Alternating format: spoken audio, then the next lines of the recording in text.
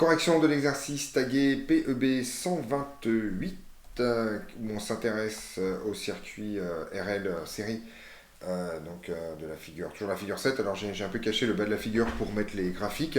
Et on a donc des courbes, en fait, figure 8, sur les tensions aux bornes de R et de L. Et donc on demande d'abord d'associer les deux courbes. Alors en fait, là, cet exercice fait un peu suite à tout ce qu'on a fait avant. Donc l'idée est la chose suivante, c'est que quand vous avez des dipôles qui sont dans la même branche, ils sont parcourus par la même intensité, et en fait leur déphasage est relativement fixé. Il s'avère en fait que, je vais réécrire les choses, il s'avère que comme U et L sont dans la même branche, on va tout simplement avoir le fait que URM bar, pardon, pas ce qu'il y a fait là, sur ULM bar, et bien ça va tout simplement être le rapport entre les impédances qu'il recouvrent, c'est-à-dire grand R sur JL oméga. Et ça vous montre directement qui est la relation qui va être celle qu'on va utiliser par la suite, qui est que phi de grand R moins phi de grand L, ça c'est tout simplement l'argument de cette partie-là, et bien en fait ça va être l'argument de ça, c'est-à-dire moins pi sur 2. Alors ça je peux le réécrire en disant que phi de grand R, c'est phi de grand L moins pi sur 2. Alors ce que ça signifie ici, c'est qu'en fait la tension aux bornes de R, donc là, je vais l'écrire. Donc la tension, je fais la peine, ils ont des noms, hein, d'accord. Donc en fait, ce que ça veut dire, c'est qu'en réel, c'est que UR est retard, en retard parce qu'il y a un moins ici, voilà, il y a un moins, est en retard de pi sur 2 par rapport à UL. Et ça nous permet d'identifier de façon univoque les deux courbes. En fait, il s'avère que la courbe en pointillé bleu ici, c'est celle qui est en retard. Donc ça va être UR. Et que la courbe ici, en orange, là, ça va être UL. Parce que UL est en avance. Voilà. Et donc ça, c'est relativement... donc ça répond à la question numéro 1. Et en fait, on vous demande de trouver ensuite oméga et d'en déduire la valeur de L si R vaut 100 ohms. Voilà.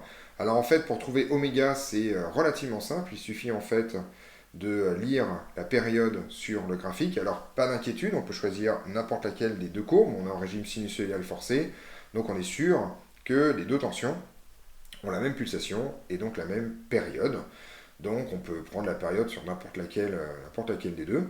Alors en fait, une des façons de faire, c'est probablement de faire...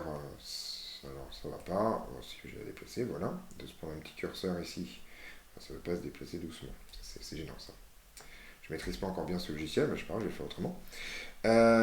Donc, en gros, on peut partir d'ici, d'accord. Donc on est un peu au-dessus de 0,5 et arriver là, voilà. Donc en gros, on peut lire qu'on a une période qui vaut à peu près, alors c'est pas exactement une milliseconde, mais peut-être, alors c'est pas évident, là on parle de 0,55, là elle est 1,1 millisecondes. Alors bien sûr avec un double décimètre on peut faire quelque chose de plus précis, mais c'est à peu près le borne ordre de grandeur pour cette période. Peut-être un peu exagéré, 1,1, peut-être 1,05. 1,1 ça nous mettrait quand même, ouais c'est beaucoup 1,1. Attendez, 75, 62, voilà, c'est un peu trop ça. 1,05 je dirais, voilà. Donc encore une fois, hein, si vous avez une règle, un double décimètre, n'hésitez vraiment pas à faire une règle de proportionnalité. Mais grosso modo, on a 1,5 millisecondes de 1,05 millisecondes de période, ce qui vous permet de calculer en fait la pulsation oméga qui vaut 2pi sur grand T.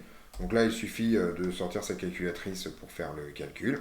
Et on trouve pour oméga la valeur de 598 10 puissance 3, donc grosso modo 6000 radians par seconde si on arrondit, vraiment beaucoup. À partir de ce moment-là, la valeur de L se trouve relativement facilement, puisqu'en fait, ce qu'on sait, c'est que l'amplitude réelle au bord de R, divisé par l'amplitude réelle aux bornes de L, ça vaut tout simplement R sur L oméga. Donc, il suffit simplement d'écrire la chose suivante. L, c'est égal à R divisé par oméga multiplié par l'amplitude de L divisé par l'amplitude de R.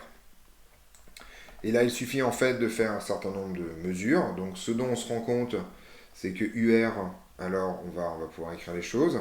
Ce qu'on voit ici sur le graphique en lecture, c'est que l'amplitude de R, ça vaut 4 volts, visiblement. L'amplitude de L, ça vaut 2 volts. Voilà. Donc là, ça se lit relativement facilement. Et on vous dit que R vaut 100 ohms. Donc là, il suffit de remplacer les valeurs numériques ici, ou de faire l'application numérique directement à la calculatrice. Et si on fait ça, on trouve extrêmement facilement 8,3 10-3 Henri, c'est-à-dire à peu près 8,3 milli-Henri, ce qui répond à la question 2 et termine cet exercice. On se retrouve donc dans d'autres vidéos pour d'autres corrections.